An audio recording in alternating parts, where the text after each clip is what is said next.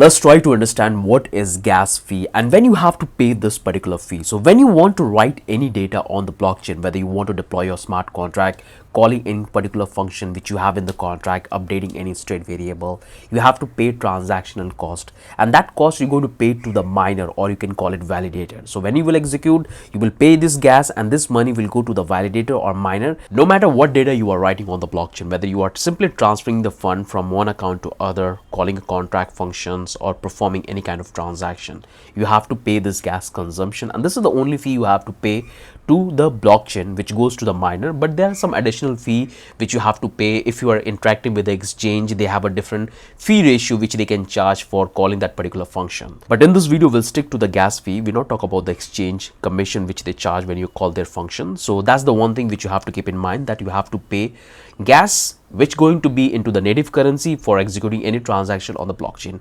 And this gas fee vary depending the type of contract which you want to deploy. So if you have a contract which is not well optimized for the gas consumption, then definitely you have to pay more gas for executing the transaction and deploying the contract. And you can easily able to find it out when you are writing your smart contract. So at the time of deployment, if you think that your contract is consuming more gas, then definitely you have something wrong in your contract which causing that more gas consumption.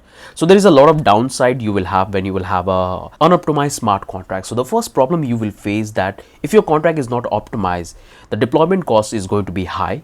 The execution of the function which you have in the contract is going to be high. And when it's come to storing the data about the user, so for example, you have a set number of user. If you want to exceed that, is going to fail some of the time, or is going to cost you more even for executing the transaction. And the execution time is going to be little higher. So if you are executing a transaction which can happen in like 1 millisecond, that can lead to 10 or 20 or 25 milliseconds. So this is very important that when you are writing a smart contract, you have to give a very focus into that, because this can save billions of dollars for your company, for your project, no matter what kind of project you are developing it. You have to give your 100% focus in the smart contract. Every single variable which you're going to put, it's really very important. So you have to think in that way. Whenever you are writing a smart contract, try to keep that all the possibility in your mind, that what variables you are picking up, because we have a couple of lists. I generally follow 6 to 7 checklist, and I use external tools, software to test that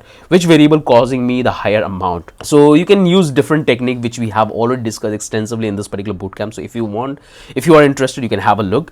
But you have to follow a proper strategy and you have to implement that in your smart contract. This will save a lot of money for your company, for your organization, for your clients. So this is the strategy you have to use it. I hope you have got a clear understanding that what is gas fee and why we have to pay this particular fee and when we have to pay this particular fee, and why sometimes it goes higher and sometimes it costs less. So I hope this makes clear to all of you guys.